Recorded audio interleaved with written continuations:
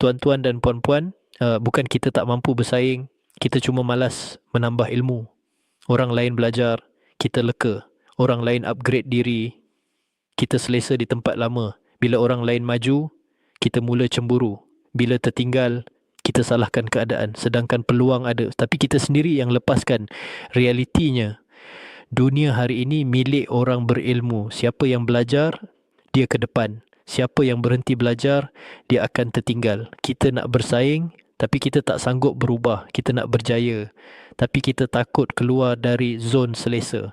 Jujur, masyarakat yang lemah bukan kerana tiada peluang, tetapi kerana tiada usaha menambah ilmu. Kalau hari ini kita pilih untuk tidak belajar, jangan terkejut bila esok kita tidak mampu bersaing. Dan yang paling menyakitkan, kita melihat orang lain berjaya, sedangkan kita sendiri tahu kita yang memilih untuk tidak berubah. Kerana hakikatnya, ilmu bukan pilihan, ia adalah keperluan untuk terus hidup. Jom semua ahli masyarakat. Kalau terasa pedih itu, tandanya kita masih mahu berubah. Ayuh kita tambah ilmu dan bangkit bersaing. Tonton video di bawah ini dan ubah masa depan kita mulai hari ini.